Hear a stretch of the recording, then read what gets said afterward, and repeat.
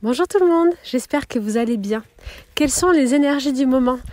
En plein été, l'amour est au rendez-vous. Et qui dit amour dit ancien schéma, guérir et se libérer de tout ce que nos parents ont reproduit avant nous.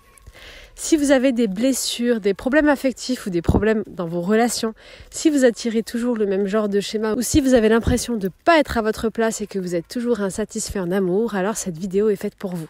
Alors, l'amour. L'amour est un sujet très vaste et quand on rentre dans l'été comme ça, on ressent vraiment ces énergies d'amour, d'émotionnel qui sont au rendez-vous et qui reviennent à la surface. Cette semaine, les énergies vous invitent vraiment à vous libérer des schémas de vos parents, de votre maman ou de votre papa, en fonction de si vous êtes un garçon ou une fille. Il faut savoir qu'on porte en nous le schéma en référence de notre père ou de notre mère sur nos relations amoureuses. On apprend de nos relations amoureuses sur ce qu'on a vu chez nos parents. Et on va inconsciemment reproduire le schéma qui pour nous est normal. Si j'ai vu un papa qui était toujours absent et qui n'était pas à la maison et que j'ai vécu seule avec ma mère, alors je vais avoir tendance à croire que la relation normale, la représentation pour moi de l'amour, c'est un papa qui est plutôt absent. Si au contraire, j'ai un papa très présent, qui s'est occupé de la maison, qui a toujours été là, alors je vais enclencher ce schéma. De la même façon, si j'ai pu voir de la violence dans les relations parentales ou dans les schémas de lorsque j'étais enfant, il est tout à fait normal que mon inconscient, que mon grand moi, associe les relations avec de la violence. Et de manière totalement inconsciente, si je ne le libère pas, je vais croire tout simplement en fait que ça c'est l'amour et je peux reproduire des schémas de violence, soit me mettre avec des personnes violentes, soit moi-même avoir de la violence. En fait, il n'y a pas de jugement sur le bien et le mal lorsqu'on est enfant. L'enfant va apprendre de ce qu'il voit et sa première référence, ce sont ses parents. Donc dans les comportements de manière générale de vie et de choix, mais surtout en amour, le couple parent en fait est la première grande référence.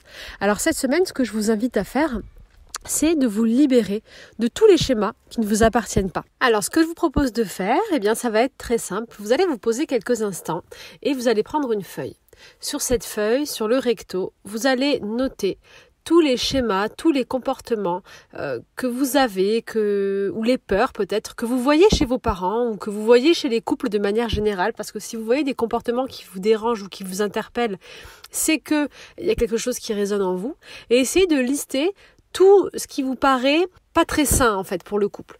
Essayez de lister tout ce qui ne vous ressemble pas ou du moins tout ce que vous aimeriez laisser partir. Tout ce que vous ne voulez pas voir dans votre couple idéal.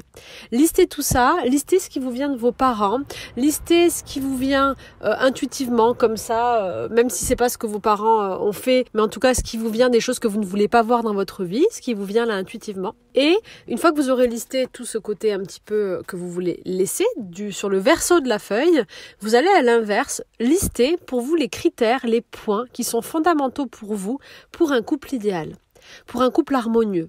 C'est quoi pour vous l'amour véritable, en tout cas l'amour idéal, dans votre point de vue? Ensuite, tout simplement, ce que vous pouvez faire, c'est plier cette feuille et l'enterrer quelque part, la rendre à la terre. Et lorsque vous l'enterrez, ça peut être dans un pot de fleurs, dans une plante, dans un parc, peu importe. Lorsque vous l'enterrez, vous dites tout simplement « Je me libère de tout ce qui ne m'appartient pas ».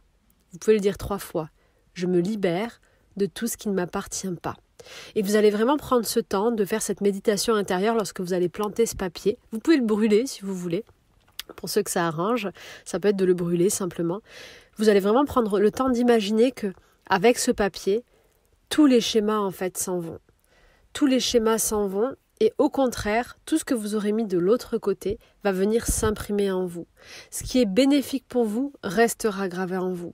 Mais à travers ce papier, cet exercice, vous verrez que si vous prenez bien ce temps et que vous ritualisez le moment où vous enterrez le papier, vous allez simplement vous libérer de ces anciens schémas. Voilà les énergies de la semaine. C'est important de prendre conscience de soi. C'est important de revenir fréquemment sur notre vie, de se regarder d'un peu plus loin, de faire le point pour toujours continuer à grandir, toujours continuer à évoluer. Quand on a la tête dans le guidon, quand on est dans le rythme de la vie, on a tendance à ne plus regarder les choses d'un œil extérieur. Et revenir un peu loin de soi et prendre cette hauteur de manière hebdomadaire ou mensuelle, ça permet simplement de grandir, de guérir et pas à pas de revenir à soi. J'espère que ces énergies de la semaine vous auront parlé. Même si vous êtes en couple, ça peut être bon pour vous pour améliorer vos relations, pour vivre une sorte de renouveau dans votre couple. Et même si vous êtes célibataire et que vous êtes heureux tout seul, ça vous permettra simplement de vous préparer pour le jour où lorsque vous serez à deux, ou simplement de mieux vivre avec vous-même, parce que le plus beau couple, c'est celui qu'on forme avant tout avec soi, et même de mieux vivre vos relations amicales, vos relations au travail. Parce qu'il faut savoir que le lien, le tissu relationnel, on parle du tissu affectif dans le couple, mais il va aussi se démultiplier en fait à travers toutes nos relations. Il y a une part de notre relationnel, il y a une part du schéma parent dans nos relations amicales, dans nos relations avec nos frères et sœurs, dans nos relations au travail, dans nos relations avec nos collègues, avec nos responsables, avec nos salariés, etc., etc. Donc guérir de tout ce relationnel, guérir et se libérer des schémas qui ne sont pas les nôtres, ça permet en fait de construire notre vie et la réalité qu'on veut voir. En fait, on a tous une énergie en soi qui nous est propre. On a forcément les comportements, les croyances et tout l'apprentissage en fait de notre éducation et tous les schémas qu'on a pu voir chez nos parents. Mais surtout, on reste les créateurs de notre réalité.